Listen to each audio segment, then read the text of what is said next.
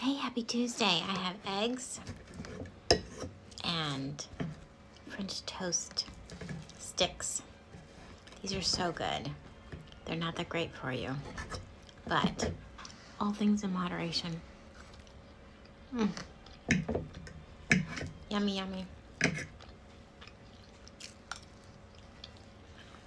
Oh, I haven't bought these in years.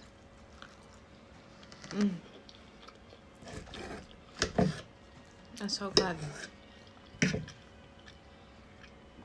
I didn't really want the egg, but I figured I should. Perfect. Iced coffee.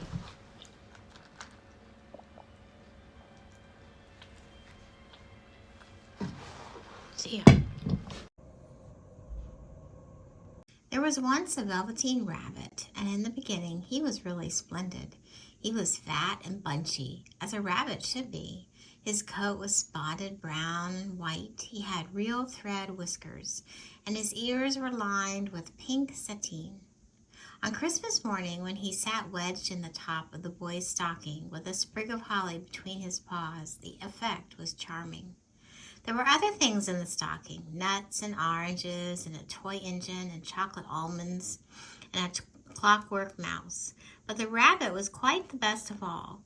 For at least 2 hours the boy loved him, and then aunts and uncles came to dinner, and there was a great rustling of tissue paper and unwrapping of parcels. And in the excitement of looking at the new presents, the Velveteen Rabbit was forgotten. For a long time he lived in the toy cupboard or on the nursery floor, and no one thought very much about him. He was naturally shy, and being only made of velveteen, some of the more expensive toys quite snubbed him. The mechanical toys were very superior and looked down upon everyone else. They were full of modern ideas and pretended they were real. The model boat, who had lived through 2 seasons and lost most of its paint, caught the tone from them and never missed an opportunity of referring to his rigging in technical terms. The rabbit could not claim to be a model of anything, for he didn't know that real rabbits existed. He thought they were all stuffed with sawdust like himself, and he understood that sawdust was quite out of date and should never be mentioned in modern circles. Even Timothy, the jointed wooden lion, who was made by the disabled soldiers and should have had broader views, put on airs and pretended he was connected with. Between them all, the poor little rabbit was made to feel himself very insignificant and commonplace, and the only person who was kind to him at all was the Skin Horse. The Skin Horse had lived longer in the nursery than any of the others. He was so old that his brown coat was bald in patches and showed the seams underneath, and most of the hairs in his tail had been pulled out to string bead necklaces. He was wise, for he had seen a long succession of mechanical toys arrive to boast and swagger, and by break their mainsprings and pass away. And he knew that they were only toys and would never turn into anything else. For nursery magic is very strange and wonderful, and only those playthings that are old and wise and experienced, like the Skin Horse, understand all about it. "What is real?" asked the rabbit one day when they were lying side by side near the nursery fender before Nana came to tidy the room. "Does it mean having things that buzz inside you and a stick-out handle?" "Real isn't how you are made," said the Skin Horse. "It's a thing that happens to you. When a child loves you for a long, long time, not just to play with, but really loves you, then you become real." "Does it hurt?" asked the rabbit. "Sometimes," said the Skin Horse, for he was always truthful. "When you are real, you don't mind being hurt." "Does it happen all at once, like being wound up?" he asked, "or bit by bit?" "It doesn't happen all at once," said the Skin Horse. "You become. It takes a long time. That's why it doesn't often happen to people who break easily or have sharp edges or who have to be carefully kept. Generally, by the time you are real, most of your hair has been lopped off and your eyes drop out and you get loose in the joints and very shabby. But these things don't matter at all, because once you are real, you can't be ugly, except to people who don't understand. "I suppose you are real," said the rabbit, and then he had wished he had not said it, for he For he thought the Skin Horse might be sensitive, but the Skin Horse only smiled. "The boy's uncle made me real," he said. "That was a great many years ago, but once you are real, you can't become unreal again. It lasts for always." The rabbit sighed. He thought it would be a long time before this magic called real happened to him. He longed to become real, to know what it felt like, and yet the idea of growing shabby and losing his eyes and whiskers was rather sad. He wished that he could become it without these unfortunate things happening to him. There was a person called Nana who ruled the nursery. Sometimes she took no notice of the playthings lying about, and sometimes, for no reason whatever, she went swooping about like a great wind and hustled them away in cupboards. She called this tidying up, and the playthings all hated it, especially the tin ones. The rabbit didn't mind it so much, for wherever he was thrown, he came down soft. One evening when the boy was going to bed, he couldn't find the china dog. That always slept with him. Nana was in a hurry, and it was too much trouble to hunt for china dogs at bedtime, so she simply looked at her, and seeing that the toy cupboard door stood open, she made a swoop. "Here," she said, "take your old bunny. He'll do to sleep with you." And she dragged the rabbit out by one ear and put him into the boy's arms. That night, and for many nights after, the Velveteen Rabbit slept in the boy's bed. At first he found it rather uncomfortable, for the boy hugged him very tight, and sometimes he rolled over on him, and sometimes he pushed him so far under the pillow that the rabbit could scarcely breathe. And he missed, too, those long moonlight hours in the nursery when all the house was silent and his talks with the Skin Horse. But very soon he grew to like it, for the boy used to talk to him and made nice tunnels for him under the bedclothes that he said were like the burrows the real rabbits lived in whispers. And they had special games together in whispers when Nana had gone away to her supper and left. She rubbed him off with a corner of her apron. "You must have your old bunny," she said. "Fancy all that fuss for a toy." The boy sat up in bed and stretched out his hands. "Give me my bunny," he said. "You mustn't say that. He isn't a toy. He's real." When the little rabbit heard that, he was happy, for he knew that what the Skin Horse had said was true at last. The nursery magic had happened to him, and he was a toy no longer. He was real. The boy himself had said it. That night he was almost too happy to sleep, and so much love stirred in his little sawdust heart that it would almost burst. And into his boot-button eyes that long ago lost the polish, there came a look of wisdom and beauty, so that even Nana noticed it next morning when she picked him up and said, "I declare if that old bunny hasn't got quite a knowing expression." That was a wonderful summer.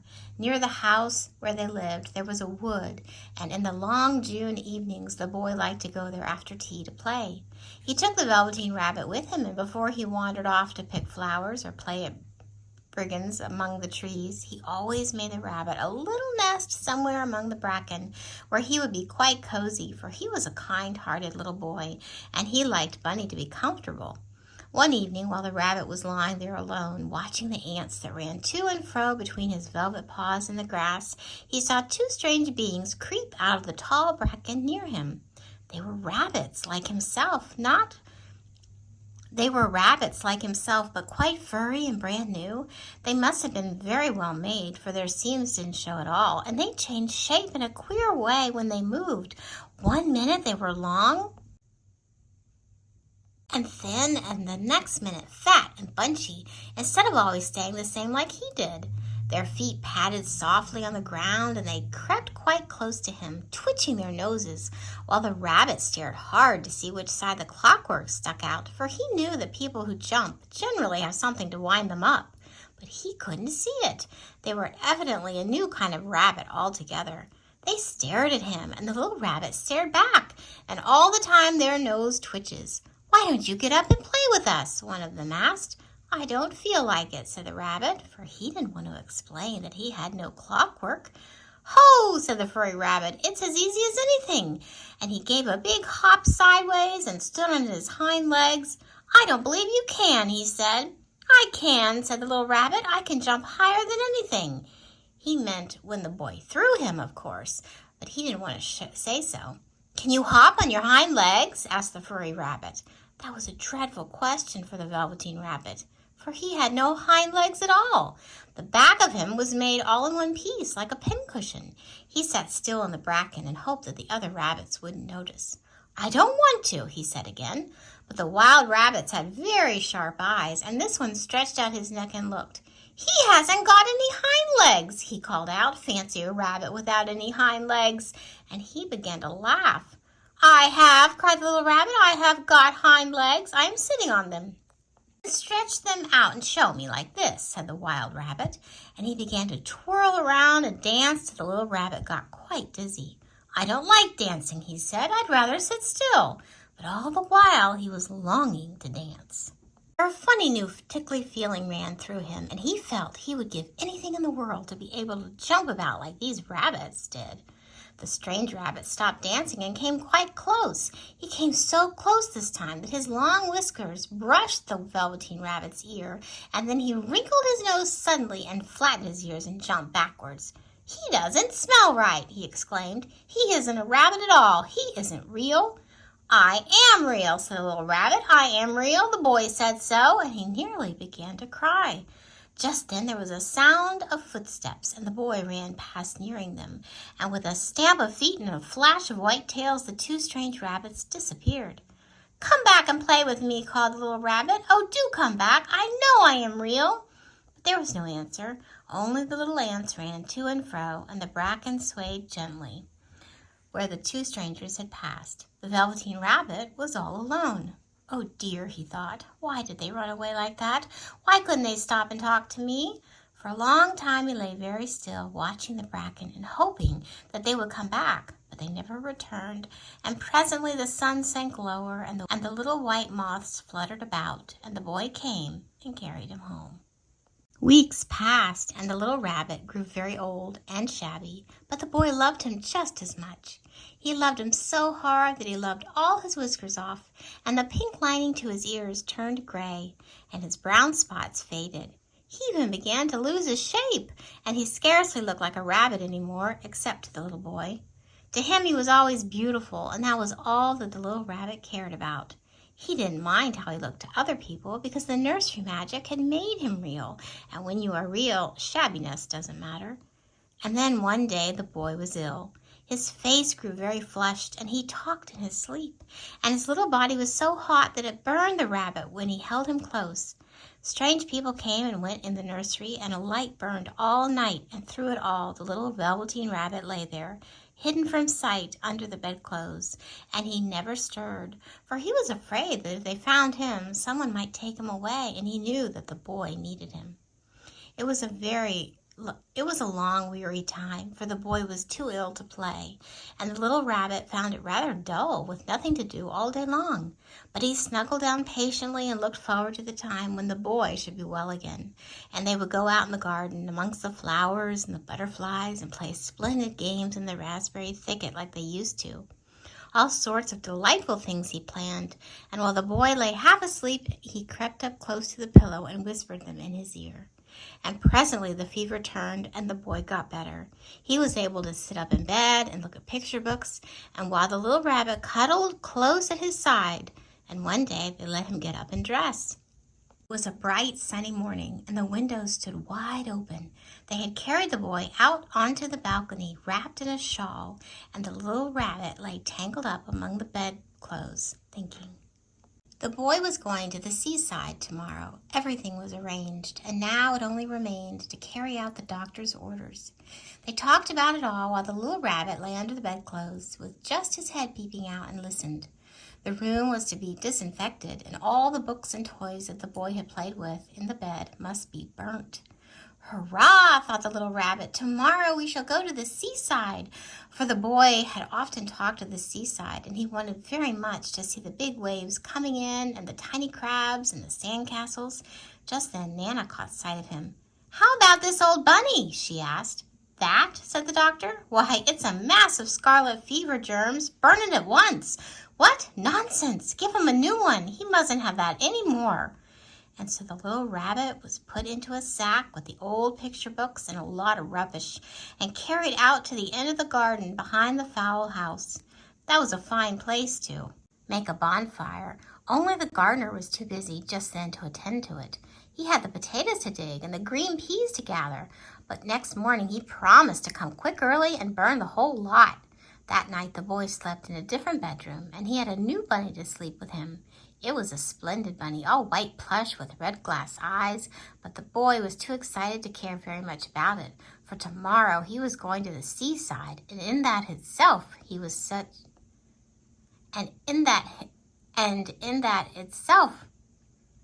for tomorrow he was going to the seaside, and that in itself was such a wonderful thing that he could think of nothing else. And while the boy slept, dreaming of the seaside, the little rabbit lay among the old picture books in the corner behind the fowl house, and he felt very lonely. The sack had been left untied, and so by wriggling a bit, he was able to get his head through the opening and look out. He was shivering a little, for he had always been used to sleeping in a proper bed, and by this time his coat had worn so thin and threadbare from hugging that it was no longer any protection to him. Nearby, he could see the thicket of raspberry canes growing tall and close like a tropical jungle in whose shadow he had played with the boy on bygone mornings. He thought of those long sunlit hours in the garden, how happy they were, and what a great sadness came over him. He seemed to see them all pass before him, each more beautiful than the other. The fairy huts in the flower bed, the quiet evenings in the wood where he lay in the bracken, and the little ants ran over his paws, the wonderful day when he first knew that he was real. He thought of the skin horse, so wise and gentle, and all that he had told him. Of what use was it to be loved and lose one's beauty and become real if it all ended like this? And a real tear, trickled down his little shabby velvet nose and fell to the ground. And then a strange thing happened. For where the tear had fallen, a flower grew out of the ground, a mysterious flower, not at all like any that grew in the garden. It had slender green leaves, the color of emeralds, and in the center of the leaves, a blossom like a golden cup. It was so beautiful that the little rabbit forgot to cry and just lay there watching it. Presently, the blossom opened, and out of it there stepped a fairy. She was quite the loveliest fairy in the whole world. Her dress was of pearl and dewdrops, and there were flowers around her neck and in her hair, and her face was like the most perfect flower of all. And she came close to the little rabbit and gathered him up in her arms and kissed him on his velveteen nose that was all damp from crying. "Little rabbit," she said, "don't you know who I am?" The rabbit looked up at her, and it seemed to him that he had not seen her face before, but he couldn't think. The rabbit looked up at her, and it seemed to him that he had seen her face before, but he couldn't think where. "I am the nursery magic fairy," she said. "I take care of all the playthings that the children have loved. When they are old and worn out and the children don't need them anymore, then I come and take them away with me and turn them into real." "Wasn't I real before?" asked the little rabbit. "You were real to the boy," the fairy said. Autumn passed, and winter, and in the spring, when the days grew warm and sunny, the boy went out to play in the wood behind the house. And while he was playing, 2 rabbits crept out from the bracken and peeped at him. One of them was brown all over, but the other had strange markings under his fur, as though long ago he had been spotted, and the spots still showed through. And about his little soft nose and his round black eyes there was something familiar, so that the boy thought to himself, "Why, he looks just like my old bunny that was lost when I had scarlet fever." But he never knew that it really was his own bunny, come back to look at the child who had first helped him to be real.